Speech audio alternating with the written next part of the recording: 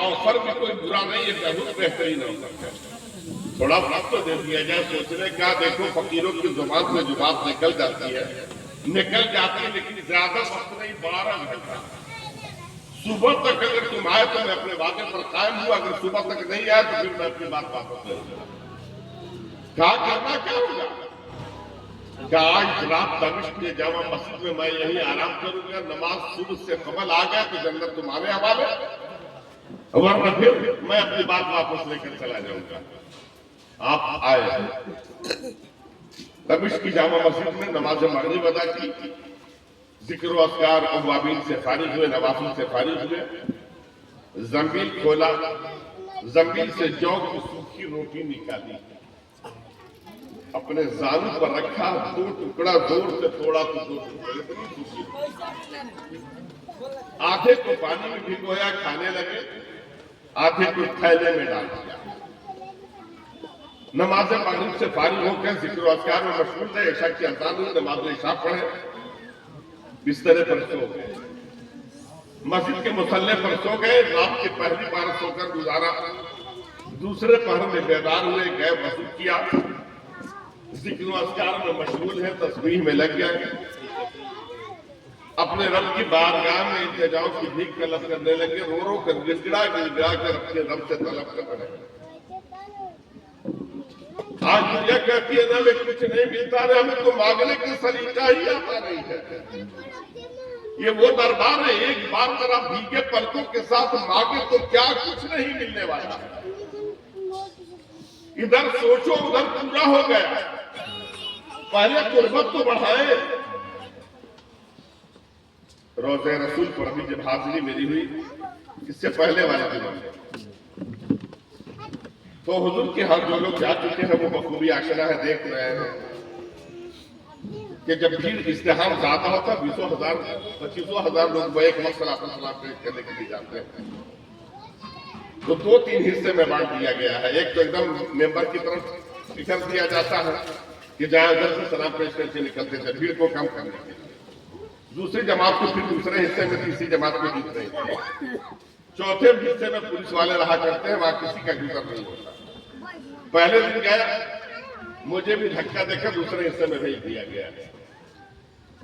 एक निगाह उठाई, आंखें नम हो गई, कहा हुजूर आपके सामने जब यह हालत है तो कल फिर हमारी हालत क्या होगी? सरकार अगर इतनी दूरी बनी रही तो ये काम मैं इंडिया से भी कर सकता था, सलातो सलाम तो वहां से भी पढ़ सकता था। मेरा ईमान है जो आप सुन रहे हैं, मैं सुनाने के लिए नहीं, मैं तो आपको देखने के लिए आया, मैं तो ज़ियारत के लिए आया। गया सलाम पेश करके फिर निकाल, लेकिन दिल तड़पने लगा, फिर लौट कर आया। अब वो पहला दौर भी नहीं कि जाए इस दरवाजे से उधर, फिर चलने के लिए करीब 1-1.5 किलोमीटर घूमना है, चक्कर लगाना, तब जाकर आप सलाम पेश करते। फिर मैं आया, और आने के बाद जैसे फिर मुझे दूसरे नंबर में डाला गया। जैसे दूसरे नंबर में डाला गया, मैंने निगाह उठाई, कहा सरकार फिर वही। इतने में पुलिस वाले ने आवाज दिया, या शायद करके आवाज लगाया, मुझे बुलाया, फिर मुझे पहले हिस्से में, इसमें कोई नहीं था, उसमें आकर कहा कि आप उधर से चले जाए।